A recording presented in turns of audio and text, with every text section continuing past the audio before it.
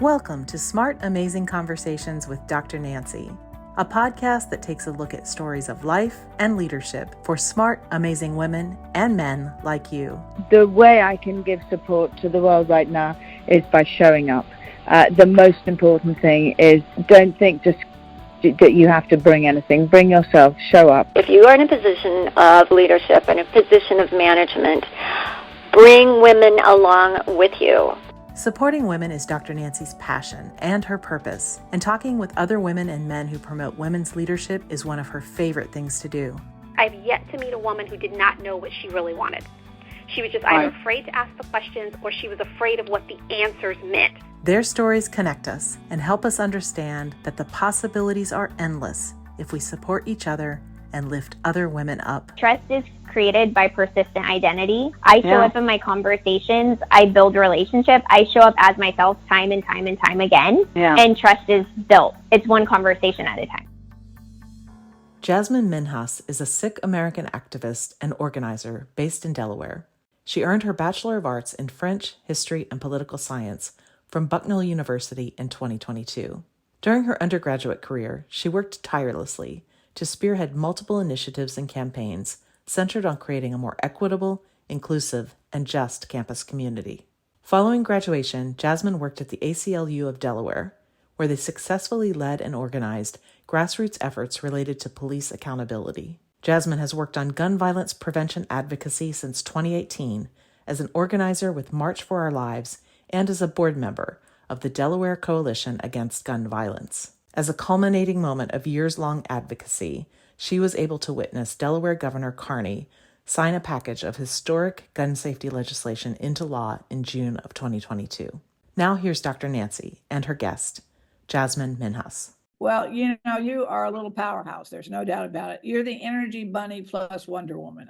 I was reading reading your bio and I went, wow, how'd you get to be you? I mean, that's the most important story today is how did you get to be Jasmine that I'm speaking to today? Because, I mean, you're a powerhouse. I mean, did you come out that way? I think so. Thank you.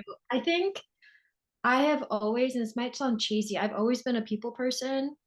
Since I was little, I just really found a lot of enjoyment out of being close to people, learning about who they are and what makes them who they are and their quirks and things like that. And I think I found myself too, like naturally, making friends with people who are older than me, being drawn to people who are also older than me. And I found that oftentimes people would come to me with their issues. And I think as I got older, I realized that those interpersonal issues or things that seem like maybe individuals struggling with their mental health or like body image, things like that, linked to like other bigger issues related to systemic problems that we have in the United States. And so I think once I realized that tie, I became more and more interested in like how to solve those ailments for people. That's one aspect of it, just my personality, but I think also it has a lot to do with how I was raised. So I was born and raised in Delaware, but my parents are from Punjab, India. They immigrated to the United States in the 1998. That's when they came. Okay. And I grew up, as a Sikh. So in Sikhism, one of our key principles is seva, which means selfless service, and also just the principle of standing up against injustice. So we're really called to stand up for those who can't stand up for themselves. And that really impacted me as a kid. So I think that with my already natural inclination towards people coupled together, I think led me to be really passionate about community service work and looking for opportunities where I can be with people and help people. Yeah. So what you're telling me is that you were born with this. This was part of your background. Your family, your culture was to be a Sikh, to be an activist, to care for others. I mean, I too came from a very philanthropic, a very caring family. My family started several churches, and it was a responsibility. And I think that's. You grow up with that responsibility to take care of those who can't care for themselves. So you started early and you came from a background like that. So yeah, I get that. I understand that. I came 2 months early, so I was a preemie. Oh, wow. And I think I flew out thinking, okay, let's get this done. Let's get going. Yeah. We got to start moving, shaking. But inclusion, diversity and equity and gender equality is so, so important. But it goes so much further, because again, there are so many injustices. I mean, and I guess for me, and I'm sure for you, you have to finally decide what's most important. We can't save the world. We can't save all the world. We can save some of the world. We can save some of the people, but all in all, the ERA coalition and the ERA amendment, we have to find ways to do the job. So, all right. So your parents really taught you this from a very early age. And again, I really appreciate that, because I wish more people understood service, selfless service that truly, and everybody can do something, whether it's big or small. But what was your first, as an activist and as that selfless service, where did your energies go first? I think first was feeding the homeless in downtown Wilmington. I grew up being a big participating in the interfaith community in Delaware. And so every fourth Saturday of the month, we would all get together in downtown Wilmington, and we would feed the homeless, and we'd also bring clothing for them as well, and toys for the kids. And I think that's when I first plugged in and started. I think I was always really eager to start, but there was a lot of opportunities that I felt like you had to be like 16, or like your parent has to be there with you for the entire time. And so I was always like looking for ways that I could get involved. And age actually was a big hindrance for a while. How old were you at that point? You said, wait a minute, I've got to get older to do more. Yeah, I think I was like 12 or 13. Like I had finagled my way into like being able to do that. But I think other service opportunities were like working at a shelter and things like that. You got to be older. Your education is interesting. Your education, you have a bachelor's of art in French history and political science from Bucknell University. And then, but again, you had this, I could almost see you as a social worker, as someone who's truly in the mental health profession. But is that something you're still aspiring to do? Or again, is that something that's in the back of your mind, or where are you with that, with your education? Yeah, so I'm planning to go to law school, and ultimately I want to become a civil rights attorney, and then after that, eventually run for office myself. So that's my plan. Yeah, absolutely. Well, you're getting involved with the right organizations. The ERA coalition is quite a group. Okay, well, let's talk about some things that are very, very important, because again, the youth component to what's going on is so very important. I can't applaud you more.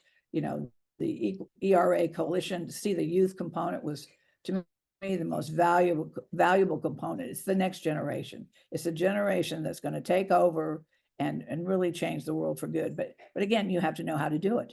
So you talk about authenticity, and this is something that's becoming more and more valuable than ever for us to learn about being authentic. I think that's more important now than ever, is that people truly understand what it is to be themselves, to walk in a room and truly be themselves without all the, they say the ego is not your amigo. So, I mean, the ego blown out of proportion and walking in and saying, how do I impress these people? What do I do? But being authentic is truly a very valuable characteristic. So for you, what does that mean?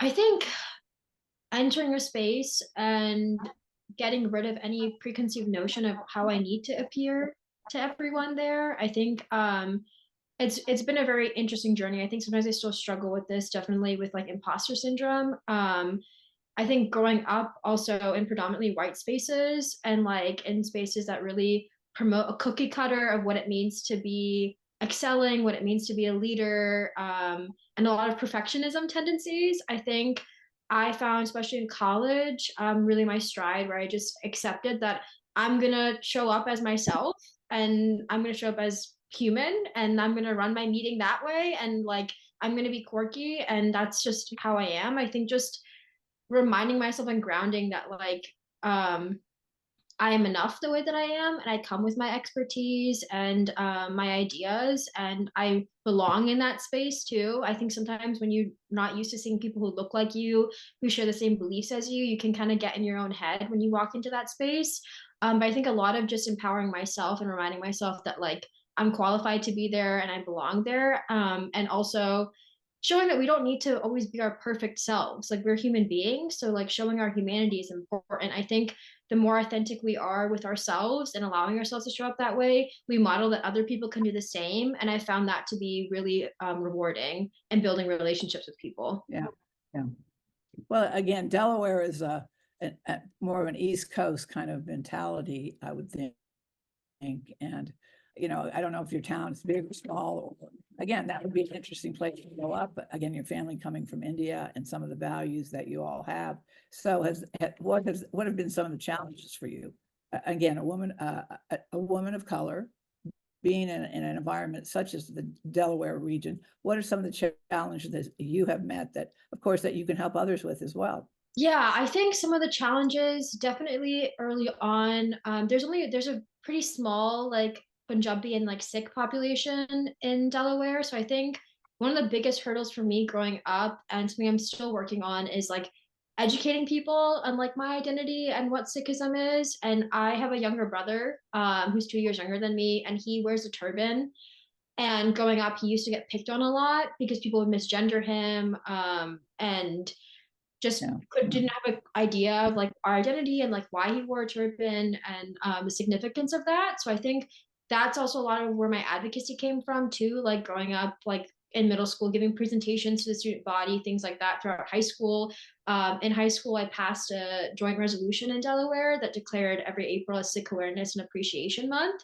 So things like that, I think it's really interesting when you have to be like constantly educating people about like who you are on like so many levels. And so I think that's definitely a struggle of like creating that awareness. I think feeling invisible in that way, like not having your holidays well known, people don't really know who you are, like what you celebrate, what your values are.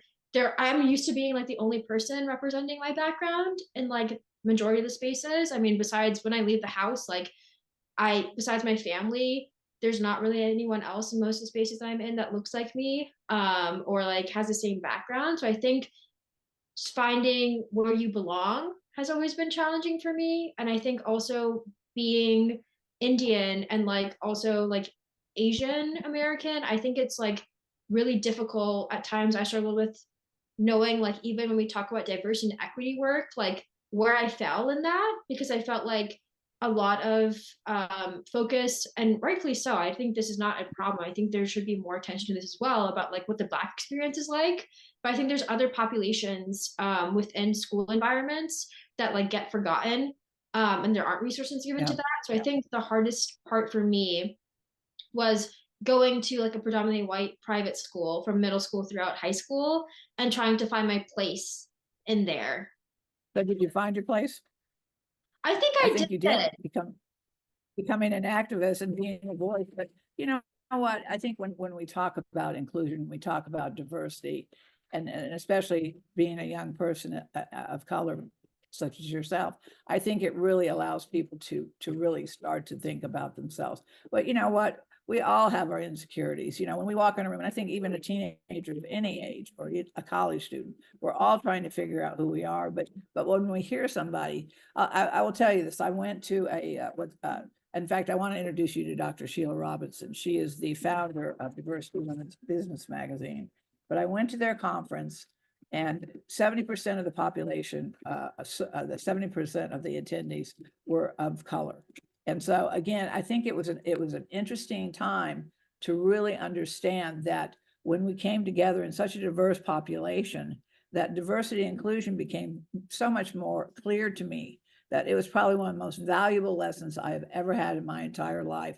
That when you understand that and you get past that and you begin to understand that we're more alike, we are more alike than we're different.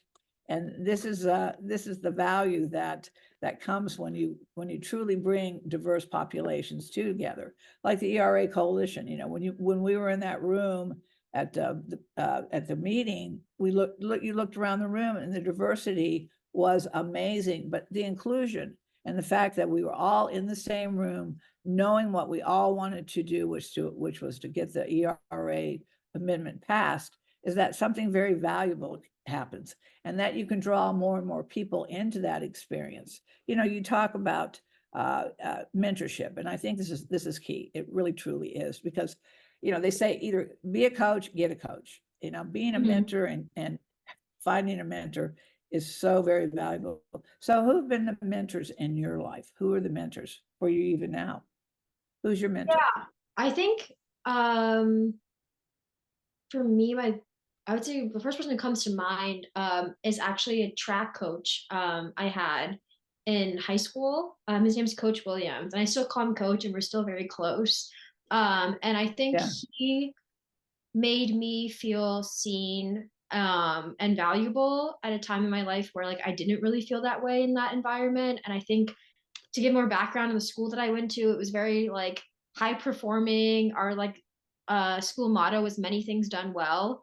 So there's a lot of pressure on just being good at everything, at athletics, arts, things like that. And so performing everything. Yeah. And so I was never the fastest kid, right, on the track team. I would always give my all, but I was definitely not the fastest. And before he had come on as coach, if you weren't naturally gifted or one of the fast kids, you kind of got forgotten. You weren't paid much mind. You were there, but no one really gave you time of day.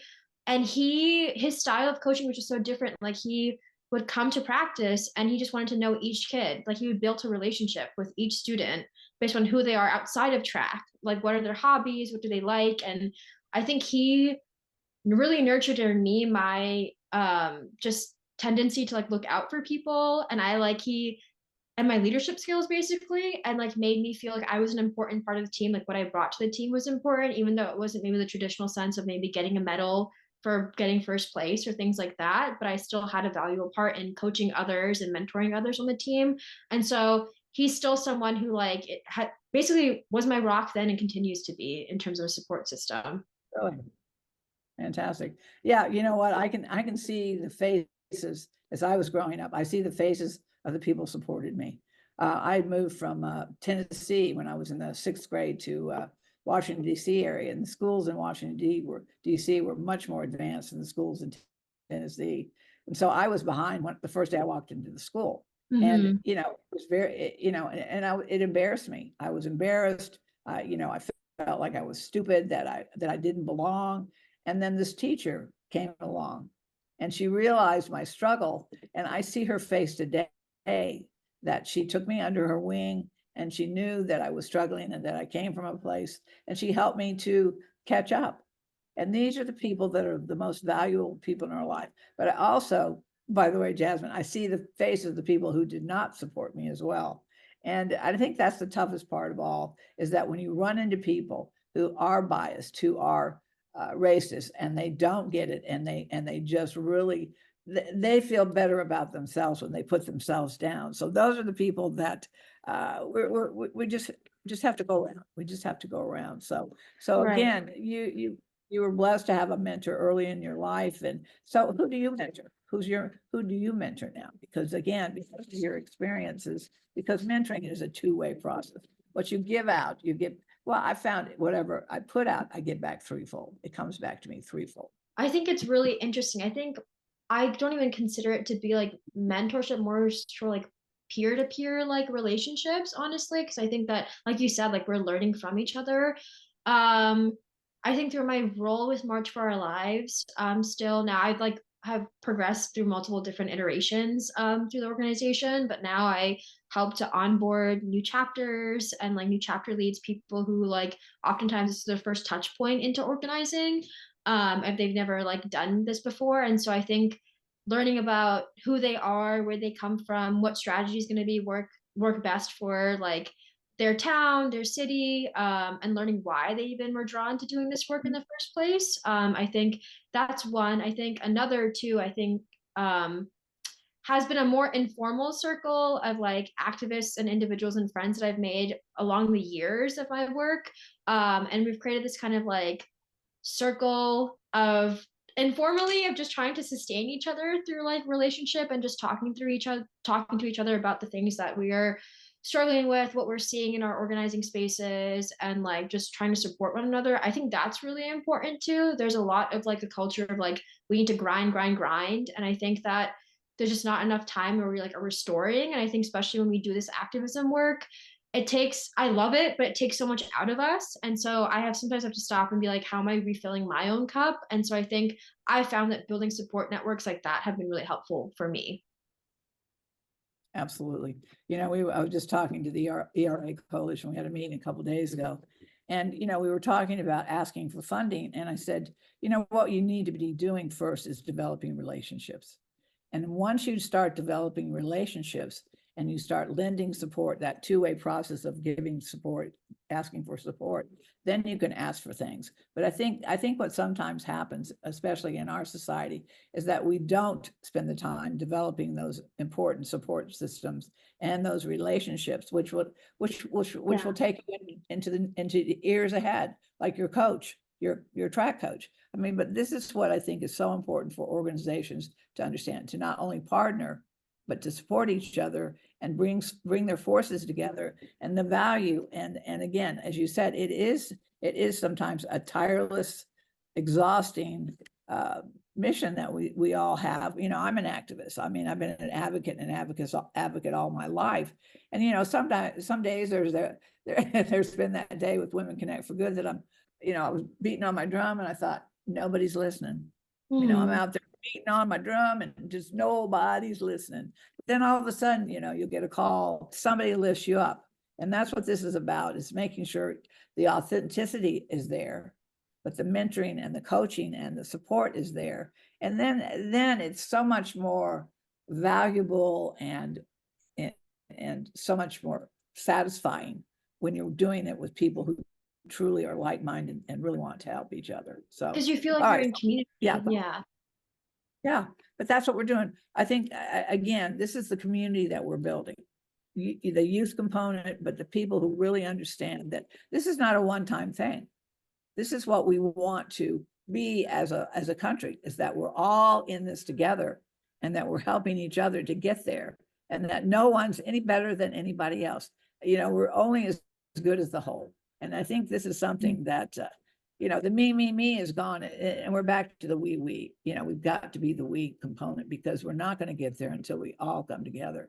There's a old, this is an African statement. I mean, it said, if you want to go fast, go alone. But if you want to go far, go all together. So that's what we're doing right now with this the ERA Coalition and the things that we're working together, and people such as yourself and the groups that you're organizing. We've got to get there together. But if we all go together, we're going to get there. And maybe not as fast as we'd like to, but we'll get there all together, and we'll be able to do a lot more. So what are you organizing right now? I know I listened to you in Washington, D.C., but what are you doing right now?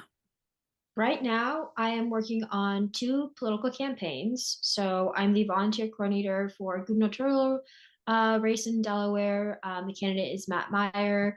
He is the Newcastle County exec right now. And then the second campaign that I'm working for is Brandon Fletcher Dominguez's campaign for State House for District 3, which is in Wilmington. And I'm his campaign coordinator. So it's been really interesting. My days are really packed. I'm scheduling fundraisers, scheduling candidates, everything, creating finance plans, doing one-on-ones with team members, staffing events, running meetings with consultants. I mean, I'm kind of everywhere and anywhere. And I think it's just been such a great experience thus far to just meet so many different Delawareans, where they're at, and hear what their like issues are. I think it's built upon what I was already seeing at the ACLU when I was there as a paralegal, of what our key issues are in Delaware. And I think it's also just been like really interesting because I want to run, and I think the best way to like learn is just to be on the back end and see how these things are done. So yeah, it's been really, really interesting and exciting time. Politics can be a very sticky sticky process. So what are the pros and cons of being in helping with a political race? Because I think sometimes you find out things that you just really sometimes are disappointing about people. Yeah, I think there's definitely like a cookie cutter mentality within Delaware politics. It's a phrase called the Delaware way, where you kind of get by and you get things done by being polite to everyone. Like, you don't rock the boat, and there's a way that's always things have been done. So we don't want to rock the boat and keep that. I think that is really frustrating. I think that it's interesting to see how priorities are different between each campaign based upon like how big the campaign is. And I think also just seeing like how much money makes or breaks things. I think yeah, that for me I think was really hard, tough thing to swallow when I first started. I think everyone logically thinks like, well, yeah, obviously you need to fundraise and you need to raise money, but I think that like there are so many people who don't have money they can give to a campaign, but they should still matter. They should still matter in terms of the constituency. They should still matter in terms of like what their issues are and being heard. And I think I really want to like see more so that like we care for each and every person because they are human and not for any prerequisites. Like, I think we should be advocating for like basic things, like people should not be homeless, and like they should have enough to eat, and they shouldn't have to worry about like how they're going to feed their families or like things like that. And I think that like sometimes we stray so far away from that at times when we get into this mindset of like, well, to run a campaign we need to make like X, Y, and Z amount of money. I think that really gets to me. But yeah, and I think that just seeing like who controls the power a lot of times, and a lot of that is attached to like who has the money. I wish that people were more willing in general to kind of break the Delaware way and speak out about things and not be so hush hush about the things that need to be changed. I think that's my biggest.